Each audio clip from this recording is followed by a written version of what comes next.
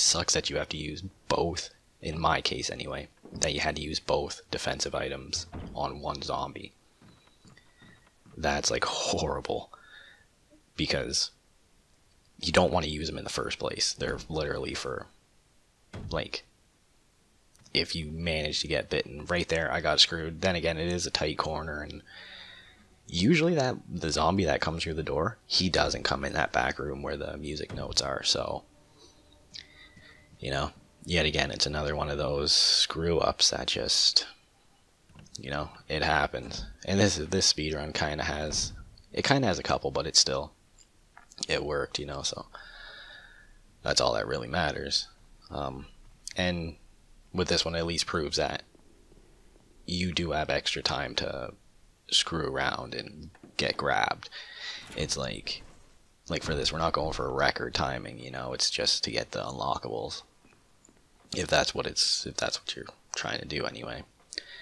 And so at this point, yeah, we're going to use the music notes now, so we have to grab that so you don't get locked in the room. Now, you can grab it earlier.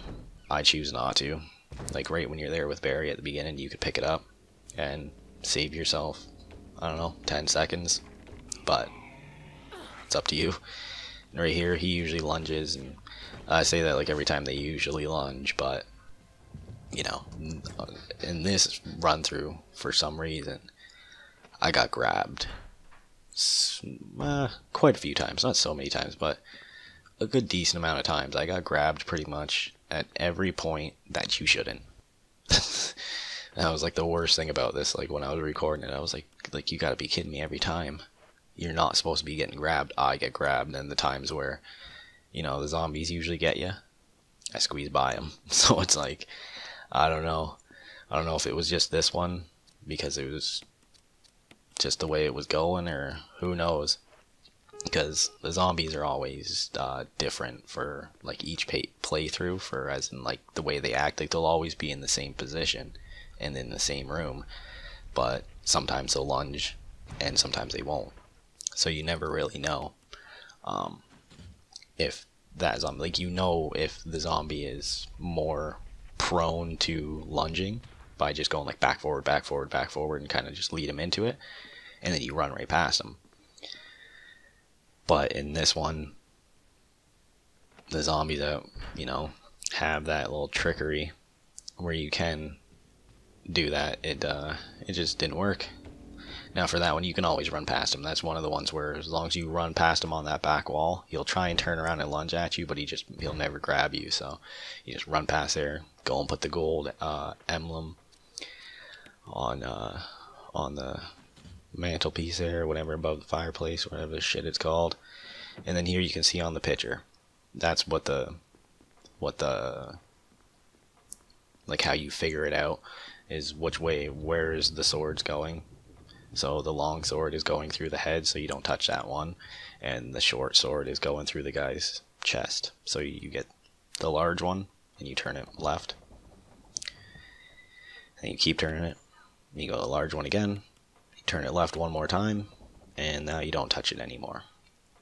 And that's it. It's simple as hell. And you just gotta wait now for this to ring and waste your time. It's one of the big things.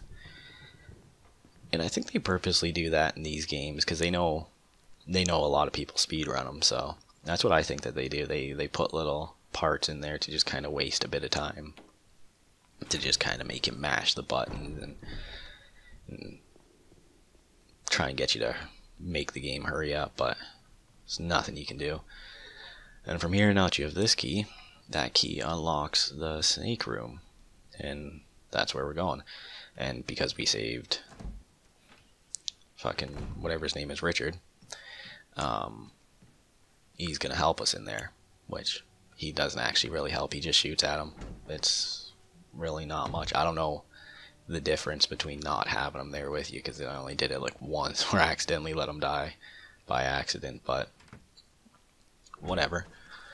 So we're just gonna run in here now. You gotta use up this key. It's the only door it's good for, so it's good because you got yourself an extra slot now.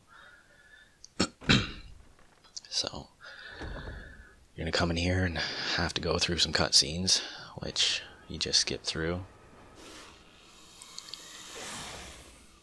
And most people say you just run right to the right wall and do it.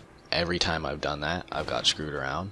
And as you can see here, I had to do some running around. This is pretty laughable because he's right on me. He's ready to bite me, and I'm like, oh shit, like this is horrible. And I just keep running around. And see, it's a good thing that Richard's there. He kind of shot him a bit there. He gave me a second to make it by, but right here's the worst. I should have waited, because coming out here, boom, he hits me. And that's the worst possible thing you could have happen in one of these speed runs, is get bitten by the snake. Now, I still run in and go get the serum. Most people during a speed run just quit it and restart here. And that's a good thing about if you had the save point. Now, yes, you could restart here now from the first one, but you're basically doing everything all over again, which sucks, but it's up to you if you're trying to get record time. And if you want, you can still run and get the serum. You have time. I've beat it under 3 hours before and got poisoned, so you know, it's completely up to you. If you don't think that you are going to make it, or you won't have enough time, you might need that extra 2 minutes of running to get the serum, of maybe you getting bit or having extra, you just need the time to make sure you make it under there, then yeah, restart. But you don't need to in most cases. So it's just a fucking piss off though that you have to run all the way there. And that's another horrible thing there, is having him turn that corner. If he's around that corner, you're kind of screwed. If he's on the back wall area, you're safe, because there's so much room back there to get around and not a lot on the sides, so it's rough, but whatever. See, it only takes like a minute to get here. Like, you're not losing any time, really. A minute or two at the most, basically, from running back. So you just come in here, you get the serum, you take it. You just quickly take the serum, and because I got bitten, I'm all messed up and hurting. I went in here and just put away the lighter, because I was like, don't need that anymore, it's just a waste of space. And I looked to see if I had any health, but I was like, whatever, it's a waste of time. And so now we're off to get the last mask, or the third mask. And up here, shouldn't have too much of a problem, because the zombie should be on the back wall. See, he's right there, so you're perfect just to run right by him. He didn't even know. So that's what you're hoping for, is he's just looking at a wall or something. So it's pretty simple to make it past those guys. And now we're just off to get one of the last masks. Well, the last one you get is easy. It's at the paintings, and that's easy. You really don't have to do much for it. So yeah, it's nothing. But right here, I do run into this area here and pick up the healing items. And that's the shittiest part about this first run of the mansion here, is I had a couple problems that should never happen, but I just kept on going. I was like, fuck it, just see how it goes.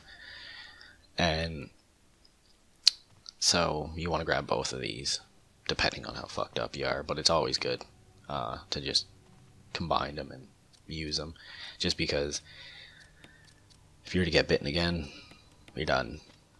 And if you didn't save, well, that really sucks for you. But if you did save, it's not so bad because you're right there. So, but for right here, you want to try and make it around here.